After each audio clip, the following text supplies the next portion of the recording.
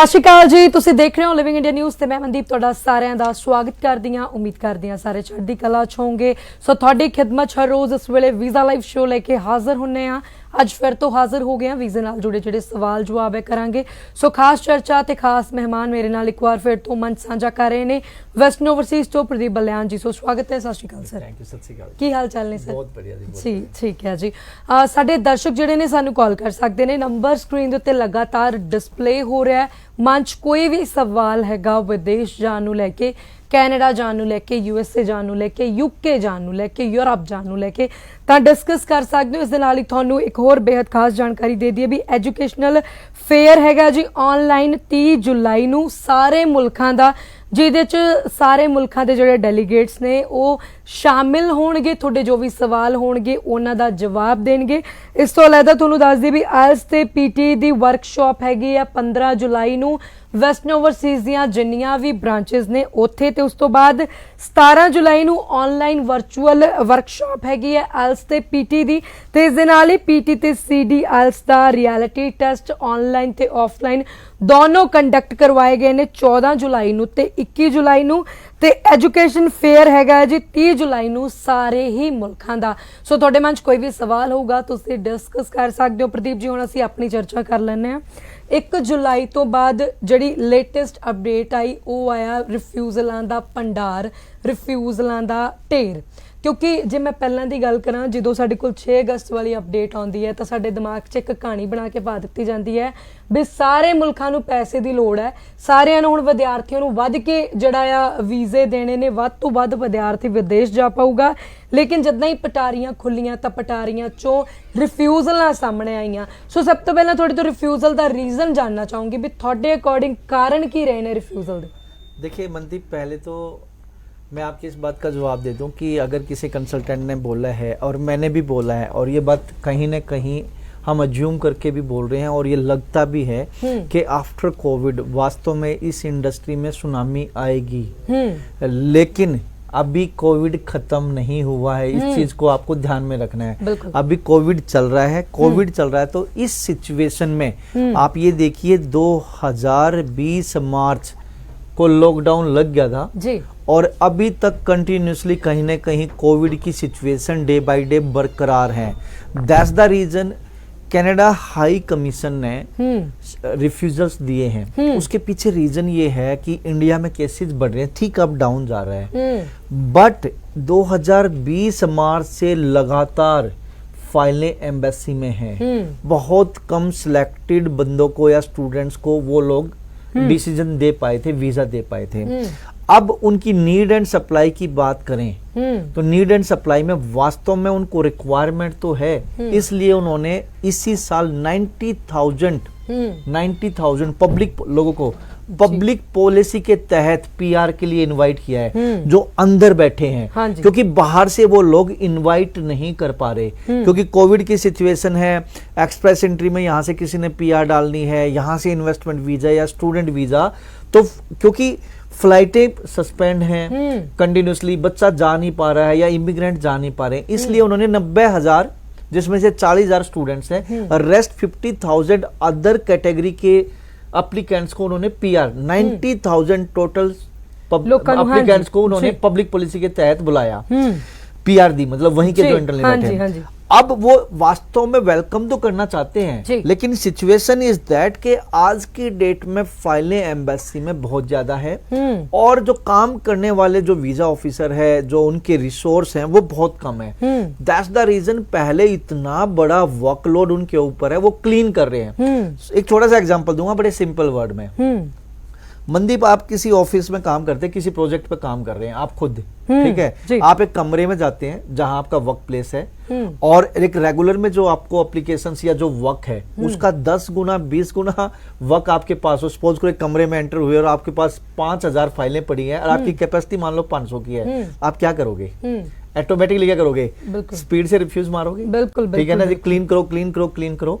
तो ये इस टाइम सिस्टम क्लीन वो करने की कोशिश कर रहे हैं, बट ऐसे जे स्टूडेंट्स को सिस्टम क्लीन हो रहा है तो हुण विद्यार्थी फिर अप्लाई ना करन क्योंकि ढेर तो पहला लगे ने। मैं वही बता रहा हूँ कि इन्होंने रिफ्यूज दे दिए, ऐसा नहीं रिफ्यूज दिए हैं, यहाँ पे पीपीआर भी आई है, पासपोर्ट रिक्वेस्ट भी आई है। मेरे मोर देन 150 स्टूडेंट्स की पासपोर्ट रिक्वेस्ट आ चुकी है। ठीक है, वो एक अलग बात है कि पहले उन बच्चों के पासपोर्ट स्टैंप होंगे जिनके पहले से पासपोर्ट रिक्वेस्ट आ रखी है, ये अभी स्टूडेंट वेट में है। लेकिन मैं अगेन, ये आज का जो टॉपिक है वास्तव में यही टॉपिक है, जिन बच्चों का ऑलरेडी रिजेक्ट हो चुका है, तो जो अभी बच्चे बलि के बकरे बन चुके हैं, क्या ये दोबारा कभी कनाडा जा सकते हैं? मैं कहूंगा यस, जा सकते हो, आप जा सकते हो, कोई प्रॉब्लम नहीं है।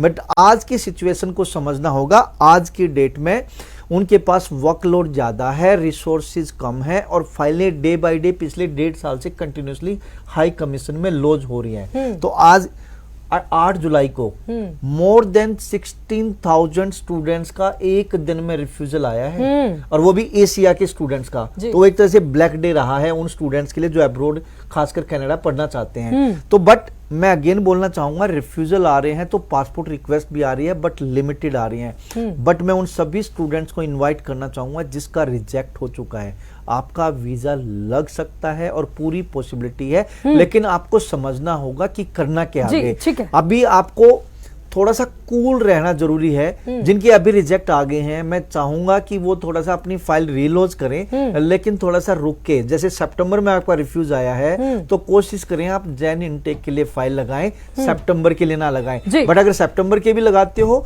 तो वो आपके ऊपर, आप सितंबर की आप लगाओगे तो रिजल्ट्स नहीं आएंगे। ठीक है, सो रिफ्यूजल नाल जुड़े होर भी बहुत सारे सवाल ने, तमाम सवालों के उत्ते चर्चा करांगे। लेकिन प्रदीप जी, दर्शकों की कतार नाल जुड़ी है सो कॉल जी जी जी, हाँ जी, स्वागत है। सत श्री अकाल। सत श्री अकाल मैम। हाँ जी, की नाम है, कितों बोल रहे हो? फतेह सिंह गुरदासपुर से बोलता। ठीक है, की सवाल है फतेह जी? सवाल मेरा यही है ऑस्ट्रेलिया के रिगार्डिंग कि कब तक बॉर्डर खुल जाएंगे। ऑस्ट्रेलिया के रिगार्डिंग कि बॉर्डर कब खुलेंगे, कब खुलेंगे जी? देखिए जी, इस बारे में तो वैसे तो हम बीइंग एरी मेंबर पूरी कोशिश कर रहे हैं, यूनिवर्सिटीज और कॉलेज भी कोशिश कर रहे हैं। और इधर से आप अगर देखें न्यू साउथ वेल्स का और क्या नाम है साउथ ऑस्ट्रेलिया का, इन दो के प्लान भी एक तरह से अप्रूव हो चुके हैं, बट उसमें इंडिया अभी नहीं है, दूसरे कंट्रीज हैं। तो पॉसिबिलिटीज हैं, but it will take time. अब इसमें कितना टाइम लगता है, जैसे जैसे कोविड की सिचुएशन यहाँ डाउन आएगी तभी कुछ पॉसिबिलिटीज बनेगी, बट डाउन तो आ रहे हैं। बट अभी भी वो नहीं चाहते कि जो new delta plus train India में चल रहा है कि वो वहां पे एंटर हो। और वो कंट्रीज तो ऐसे हैं, खासकर ऑस्ट्रेलिया या मैं न्यूजीलैंड की बात करूं, न्यूजीलैंड तो अपने वीजा ही सस्पेंड कर रखे हैं। अगर ऑस्ट्रेलिया की बात करूं तो डर भी हो जाते हैं। एक केस, थोड़े से केस हुए, इन्होंने मेलबर्न और सिडनी में कितनी बार लॉकडाउन लगा लिया है। तो पॉसिबिलिटीज है, बट अभी कितना टाइम लगेगा अभी कहना थोड़ा सा जी, कोई भी टिप्पणी नहीं हो सकती है कि बाकी जो भी अपडेट होगी, जो भी ऑस्ट्रेलिया नाल जुड़ी कोई भी अपडेट आऊगी, थोड़े नाल सब तो पहला इस टीवी माध्यम के दौरान जरूर साझी करेंगे। प्रदीप जी, रिफ्यूजल आईयां, लेकिन वक्-वक् ने रिफ्यूजल, वक्-वक् एक्सपर्ट्स ने रिफ्यूजलों नूं अपने अपने मापदंड नाल तोड़ लिया। किसी ने यह कहता भी जेडे विद्यार्थी एक मॉड्यूल से 5.5 बैंड सी उन्हां दी रिफ्यूजल आई है, कोई ये कह रहा कि रिफ्यूजल उन्हां दी आई है जेडे पहला रिफ्यूज हो चुके सीगे। बट इत्थे मैं थोनू एक सवाल पूछना चाहूंगी कि तुसीं इन्हां दोनों टिप्पणियां नाल सहमति दिंदे हो? देखिए, आपको समझना होगा, यहाँ पे ऐसे भी हैं जो आप कह रहे हैं कि एक मॉडल में 5.5 है, या आप ये कह रहे हो कि भाई जिन बच्चों के ऑलरेडी रिफ्यूज थे, बट यहाँ तो वो बच्चे भी जो फ्रेश जिनके 7 बैंड है, 6.5 बैंड है, वो भी रिफ्यूज हुए हैं। जी जी। हुआ क्या है, मैं अगेन बताना चाहूंगा, समझना होगा स्टूडेंट को, और इस टाइम पे थोड़ा सा हाइपर होने की या डिमोरलाइज होने की जरूरत नहीं है। इस टाइम पे कूल होके आगे बढ़ने की जरूरत है। अब उनके पास अभी भी, मैं अगेन वही बात दोहरा रहा हूं कि उनके पास अपने रिसोर्सेज कम है, उनको डाटा को, अपने सिस्टम को क्लीन करना है, फाइलें ओवरलोड है। तो वो एक बार क्लीन करके ये बच्चे दोबारा फाइल लगाएंगे, इनके वीजे आएंगे। मैम, क्या पहले 5.5 बैंड एक मॉड्यूल में या 2 मॉड्यूल में थे बच्चों के वीजे नहीं आते थे? आते थे, ठीक है। पहले जो बच्चे ऑलरेडी रिजेक्टेड थे उनके भी वीजे आते थे।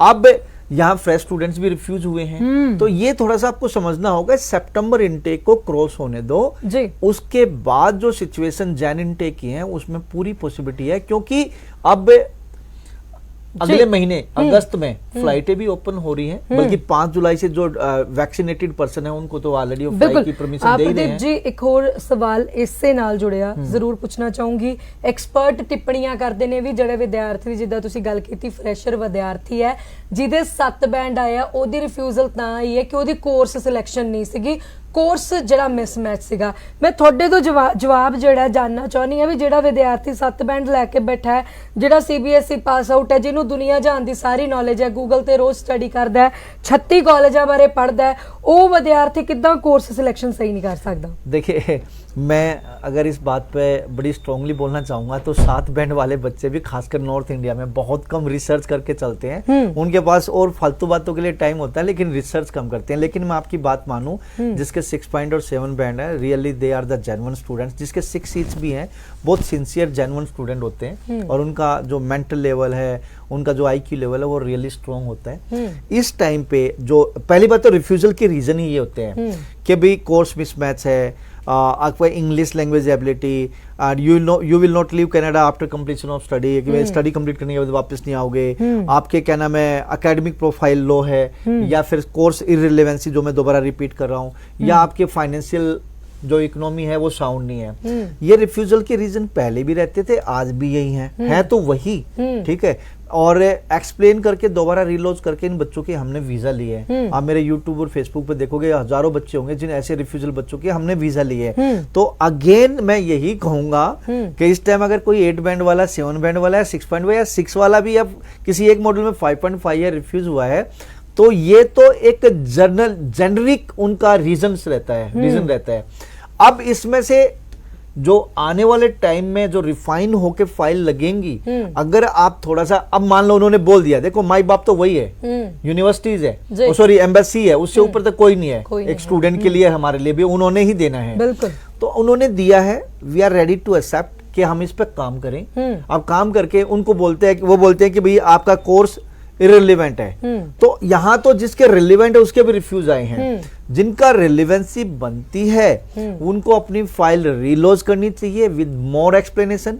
अगर कहीं थोड़ा सा डाउट है कि रिलेवेंसी यार हाँ थोड़ी 50-50 या थोड़े से भी आप डाइसी हैं, तो आप अपनी फीस वापस मंगा ले, दोबारा किसी कॉलेज और यूनिवर्सिटी में डाल लें, तो उसमें वीजा के चांसेस बन जाएंगे। आपको SOP स्टेटमेंट और पर्पज में ये सारी चीज देनी है। और मैं अगेन इस चैनल के माध्यम से हर एक स्टूडेंट को इनवाइट करना चाहूंगा जिस बच्चे का रिफ्यूज हुआ है। मैं मानता हूं कि हर एक प्रोफाइल में कुछ न कुछ पॉजिटिव होता है, बशर्ते कि आपका नजरिया होना चाहिए वो चीज देखने का जिससे आपका वीजा लग सकते हो। और secondly we are the RCCI member, हमारे पास पैनल लिस्ट है इमिग्रेशन लॉयर्स की, और आने वाले टाइम में मनदीप ये चीज होने वाली है कि high commission, Canada high commission, ये अभी मतलब डिक्लेयर नहीं हुआ बट इट विल डिक्लेयर, बहुत जल्दी ये पॉसिबिलिटीज आ रही हैं कि जो एक आम पर्सन है वो फाइल नहीं लगा सकता, उसको किसी न किसी RCCI मेंबर के थ्रू फाइल लगानी पड़ेगी। तो वेस्टर्न ओवरसीज के पास एक टीम है RCCI मेंबर की, आप आइए, मोस्ट वेलकम। चाय पे बैठेंगे, आपकी फाइल डिस्कस करेंगे अच्छे तरीके से, और जो पॉसिबिलिटीज होंगी वो चीज उस पर फाइंड आउट करके एक पूरी पैनल टीम बैठेगी, वो पूरी पॉसिबिलिटीज निकाल के आपकी फाइल लगाएगी, आपका वीजा लगेगा। जी ठीक है जी। सो इस दे नाल एक होर दर्शक दी कॉल लेने आ। स्वागत है जी, सत श्री अकाल। हाँ जी स्वागत है, की नाम है, किधरों बोल रहे हो जी? जी सवाल की है? +2 2018, ठीक है। अप्लाई करना है, कर चुके हो? मैडम कर चुके हो, रिफ्यूजल आ गई, ठीक है। कौन से कंट्री की?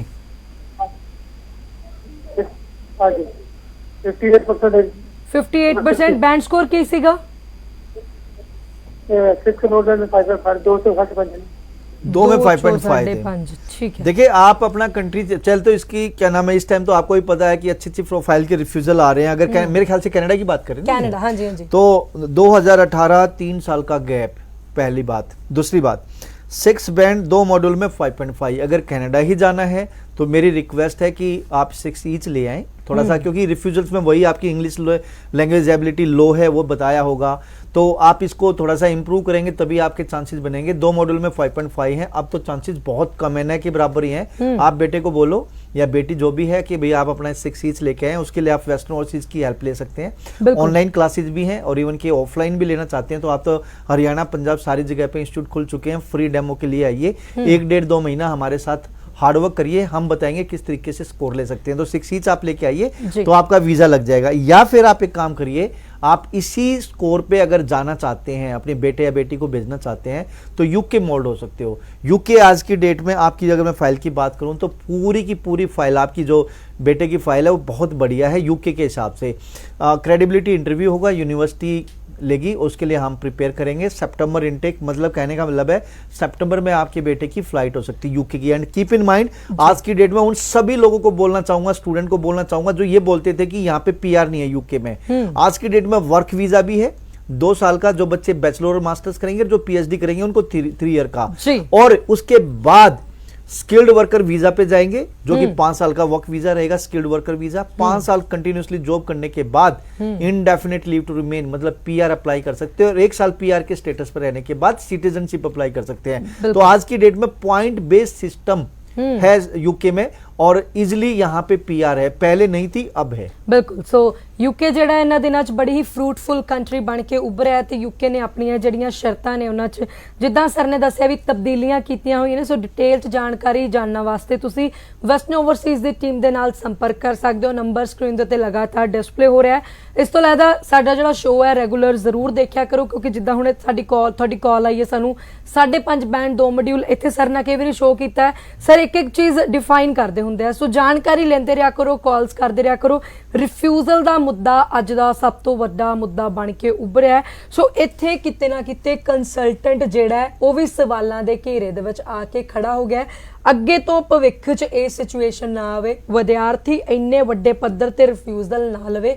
ਸੋ ਵਿਦਿਆਰਥੀ ਕੀ ਕਰੇ, ਜਿਹੜਾ कंसल्टेंट ਦੀ ਚੋਣ ਕਰਨੀ ਹੈ ਕੀ ਸੋਚ ਕੇ ਕਰੇ, ਕਿਹੜੇ कंसल्टेंट ਦੇ ਕੋਲ ਜਾਵੇ। देखो आज की ये जो सिचुएशन है, इस सिचुएशन में तो अच्छे अच्छे कंसल्टेंट्स के भी रिफ्यूज आए हैं, बट मैं फिर भी स्टूडेंट्स को बताना चाहूँगा कि वो स्टूडेंट जो किसी प्राइवेट कॉलेज में जिसमें पोस्ट स्टडी वर्क वीज़ा नहीं है, अगर आप बैचलर्स ऑलरेडी हो, किसी यूजी प्रोग्राम में या किसी डिप्लोमा में एडमिशन ले रहे हो, रिलेवेंसी आपकी नहीं है, ठीक है, आपके पेरेंट्स की आईटीआर सॉलिड नहीं है, फंड्स आपने नहीं दिखाए हैं, स्टेटमेंट ऑफ पर्पज अच्छी नहीं है, तो ये सारी की सारी चीज़ें रीजंस होती हैं। तो मेरी हम्बल रिक्वेस्ट है कि वो कंसल्टेंट जो क्वालिफाइड हो, अगर मैं अपनी बात करूँ वेस्टर्न ओवरसीज़ की, मैं खुद कनाडा कोर्स ग्रेजुएट हूँ, इसके अलावा आरसीसीआई मेंबर की हमारी पैनल लिस्ट है, ठीक है, जो कि पूरी ईगल आई रखती है हर फाइल पे लगाने से पहले, लॉन्च करने से पहले। कोर रिलेवेंसी यहाँ पे हम देखते हैं। तो एक कंसल्टेंट जो खुद क्वालिफाइड हो, उसकी टीम भी क्वालिफाइड होनी चाहिए, डायरेक्ट टाई अप होने चाहिए, आपसे एडवांस की बात ना करता हो। 2 लाख 5 लाख 7 लाख रुपए आज की डेट में बहुत सारे कंसल्टेंट्स मांग रहे हैं। तो ठीक है, देना चाहते हो आफ्टर वीजा आप दे दीजिए, बट इतने पैसे अगर मांग रहे हो तो वो कई बार इसके नेगेटिव फायदे ये हो जाते हैं, कोई प्राइवेट कॉलेज में बच्चे को डाल देते हैं जिसमें फीस जाती नहीं, फीस नहीं जाती तो बच्चे की जो अच्छी प्रोफाइल है ना वो भी रिफ्यूज हो जाती है। इसके अलावा आपकी स्टेटमेंट ऑफ पर्पज पे अच्छे एफर्ट्स हो, आपको एक अच्छा चंगा कॉलेज दिया जाए, प्रोग्रेसिव एजुकेशन देनी होगी, रिलेवेंसी लास्ट मेजर 4 सब्जेक्ट्स हैं उसको देखते हुए आपके क्या नाम है जो आगे कोर्स सिलेक्शन होना चाहिए। आपका कोई वर्क एक्सपीरियंस है तो वर्क एक्सपीरियंस को देखते हुए आगे कोई प्रोग्राम प्रोग्रेसिव होना चाहिए। स्टेटमेंट ऑफ पर्पज में बताना होगा कि आप जो कनाडा जा रहे हैं तो जो आपकी प्रीवियस एजुकेशन या प्रीवियस स्टडी है उससे आगे फर्दर जो करने जा रहे हैं तो वो आपके करियर को 4 चांद कैसे लगाएगा, ये सारी की सारी चीज़ें अगर अच्छे तरीके से एक्सप्लेन करते हैं। साथ साथ में आपके फैमिली की एनुअल इनकम अच्छी होनी चाहिए, अगर आप नॉन एसडीएस में जा रहे हैं तो आपको फंड्स दिखाने होंगे। ये सारी की सारी चीज़ें मिलकर एक कम्बिनेशन होता है अच्छी प्रोफाइल का, और ये वही कर पाएगा जो अच्छा कंसल्टेंट होगा, जो आपके करियर की बात करेगा, जो सिर्फ आपके लिए सोचेगा। ठीक है जी। सो ਅਸੀਂ ਲਾਈਵ ਹੈਗੇ ਆ ਫੇਸਬੁੱਕ ਦੇ ਉੱਪਰ ਵੀ, ਵੈਸਟਰਨ ਓਵਰਸੀਜ਼ ਤੇ ਲਿਵਿੰਗ ਇੰਡੀਆ ਨਿਊਜ਼ ਦੇ ਫੇਸਬੁੱਕ ਪੇਜ ਤੇ ਵੀ ਸਾਡਾ ਸ਼ੋਅ ਲਾਈਵ ਚੱਲ ਰਿਹਾ ਹੈ ਤੇ ਦਰਸ਼ਕ ਸਾਨੂੰ ਲਗਾਤਾਰ ਕਮੈਂਟ ਕਰਕੇ ਆਪਣੇ ਆਪਣੇ ਜਿਹੜੇ ਸਵਾਲ ਹੈ ਪੁੱਛ ਰਹੇ ਨੇ। ਪਹਿਲੇ ਸਾਡੇ ਦਰਸ਼ਕ ਪੈਮਕੌਰ ਜਿਨ੍ਹਾਂ ਦਾ ਮੈਂ ਸਵਾਲ ਹੁਣੇ ਰੀਡ ਕਰਨ ਜਾ ਰਹੀ ਹਾਂ ਪੁੱਛ ਰਹੇ ਨੇ ਵੀ यूएसए ਦਾ ਕੀ ਸਿਨੈਰੀਓ ਚੱਲ ਰਿਹਾ ਹੈ ਤੇ यूएसए ਜਿਹੜਾ ਕਦੋਂ ओपन होने वाला है। देखिए यूएसए ओपन है जी। आज की डेट में अगर आप यूएसए की बात करें तो यूएसए खासकर नॉर्थ इंडियन को भी पहली बार बहुत अच्छी मतलब अच्छी नज़र से देख रहा है। पहले सक्सेस रेट बहुत कम होता था नॉर्थ इंडिया का, तो आज की डेट में नॉर्थ इंडिया का भी सक्सेस रेट अच्छा है। तो रेस्ट पार्ट का तो होना ही होना है, जैसे चाइना के साथ उसकी थोड़ी सी चल रही है, और नेचुरल सी बात है चाइना की सिर्फ पूरे एक यूएस के साथ नहीं पूरे वर्ल्ड के साथ चल रही है। और सेकंड कंट्री जो है चाइना के बाद इंडिया ही है जो अच्छे स्टूडेंट्स रिक्रूट करता है ऑल ओवर द वर्ल्ड। तो यूएस एम्बेसी ओपन है, वीजा लीनियट है, हाई कमीशन लीनियट है, फ्लाइटें ओपन है। यहाँ पे मोर देन 7000 एजुकेशन प्रोवाइडर है इसमें यूएस में। तो आपको देखना होगा एक अच्छा चंगी यूनिवर्सिटी होनी चाहिए और आपको रिलेवेंट कोर्स के लिए जाना होगा प्रोग्रेसिव एजुकेशन के साथ। फंड्स आप अपने दिखाइए क्योंकि यहाँ पे भी बहुत बड़ी झोल है। यहाँ फीस आफ्टर वीजा है, कंसल्टेंट ये बोल के अच्छे तरीके से स्टूडेंट को मतलब ठग लेते हैं। तो आपने देखना है कि एक चंगी यूनिवर्सिटी हो, प्रोग्रेसिव एजुकेशन हो, साथ साथ में आपके पास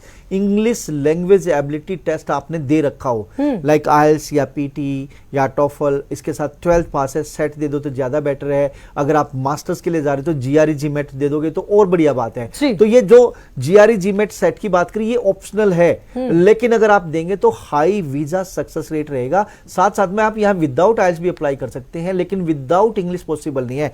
इंग्लिश लैंग्वेज आपकी अच्छी होनी चाहिए, कम्युनिकेशन स्किल्स अच्छी होनी चाहिए, आपके रिसर्च अच्छे होने चाहिए, प्लस में आपकी लिसनिंग पावर अच्छी होनी चाहिए। तो जब हाई कमीशन के पास जा रहे हो तो आपको जब इंटरव्यू आपका होगा उस इंटरव्यू में आपने अच्छे तरीके से वीजा ऑफिसर को सेटिस्फाई करना। साथ साथ में जब आप अप्लाई कर रहे हैं वहीं पे गेम शुरू हो जाती है। जब आप किसी यूनिवर्सिटी में डॉक्यूमेंट भेजते हैं तो एक सेविस डिपार्टमेंट है, SEVIS, student exchange visitor information system, SEVIS सेविस, SEVIS student exchange visitor information system. ये एक डिपार्टमेंट है जो इंटरनेशनल स्टूडेंट्स का लेखा जोखा रखता है। तो कंसल्टेंट मोस्टली क्या करते हैं, जो फंड्स हैं वो किसी और के दिखा देते हैं, ठीक है, या फेक दिखा दिए। तो हाई कमीशन, जो स्टूडेंट जब हाई कमीशन में जाता है तो एम्बेसी उसकी फाइल चेक नहीं करता, वो देखता है सर्विस डिपार्टमेंट के थ्रू कि क्या क्या डॉक्यूमेंट स्टूडेंट्स के अपलोड हुए हैं, और ये अपलोड करती है